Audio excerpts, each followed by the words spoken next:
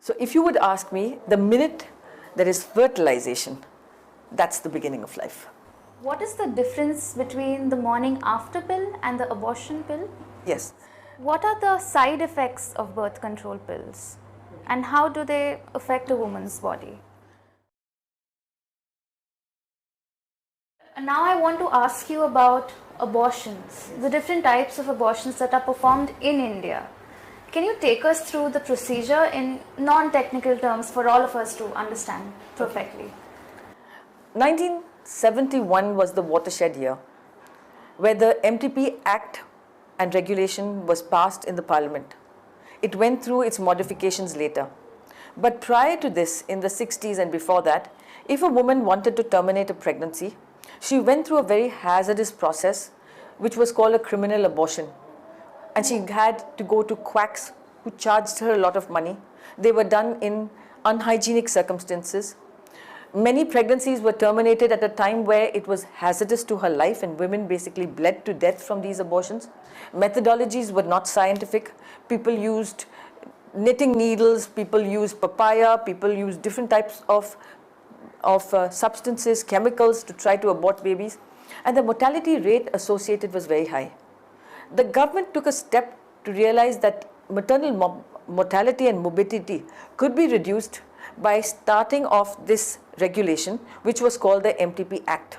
And subsequently, they have legislated as to who can perform a termination, where it can be performed, what is the reasons for the termination, which they gave us 4 genuine medical reasons, and when is it illegal to perform an abortion. So after the 1971 MTP Act, it has become legislated as to what are the reasons why you would do a termination of pregnancy. And of course, you need a license. 100%. The person who has to do it has to be a qualified and certified doctor who can do it.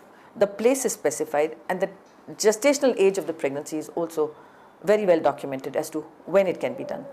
Okay, and an abortion can, in a healthy way, take place in the time up to 9 weeks? No.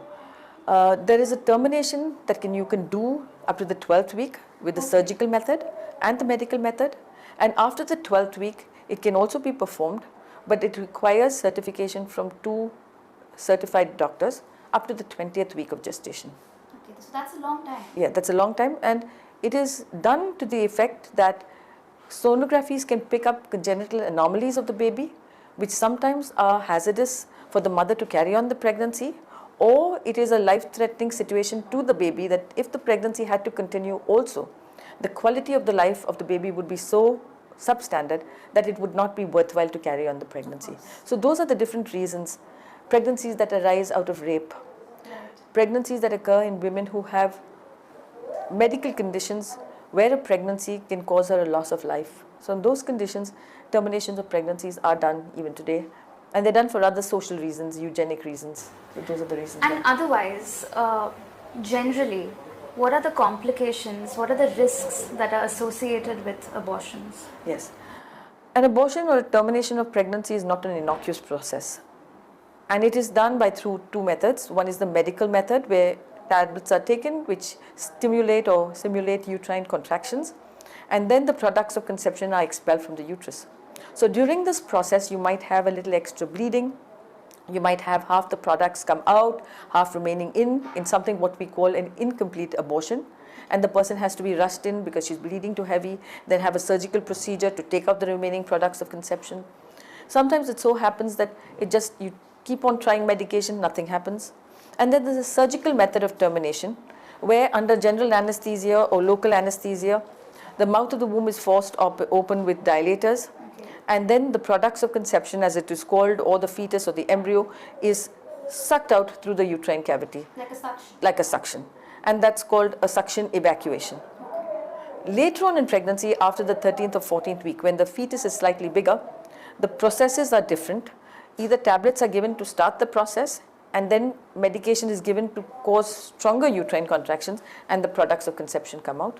Or sometimes different methodologies of opening out the mouth of the uterus, like laminaria tens, or medication put inside the uterine cavity, will simulate the contractions of the uterus and terminate those pregnancies. Those pregnancies are generally more complicated, the processes are longer, women have to be in the hospital longer. You can anticipate the blood loss to be excessive. So those are the problems. Now those are the immediate problems where you can have complications of the anesthesia, you can have blood loss, you can have perforation of the uterus, you can have sepsis or infection. So those are the immediate, yes. And the long-term complications are the scarring of the inside of the uterus can cause something called an Asherman syndrome. Subsequently, the woman might never get a period again in her life. Or the infection has traveled through her fallopian tubes have gotten blocked, and she might not be able to conceive ever again in her life.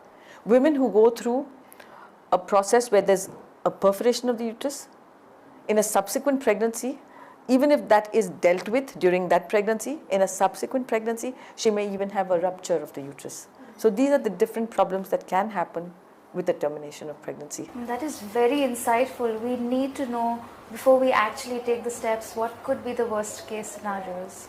Yes, and sometimes people choose a termination for frivolous reasons. I did not think I wanted a baby so quickly. We just want to know each other for 4 or 5 months longer. Or we need to take a short vacation and then come back. This has come in a little early. Or I have a child who's already 2, but I was planning that they go to school together and I'd like to deliver in a certain month, so this is not the month I want to conceive. So I basically believe that these are frivolous reasons and women should not be encouraged to terminate pregnancies for those type of reasons. Right. Since abortion is such a large topic, I want to ask you something that not many people ask. Does the fetus or the baby in the womb, when you conduct an abortion, feel any kind of pain? I would like to give an analogy. Would you do an operation on an animal without anesthesia?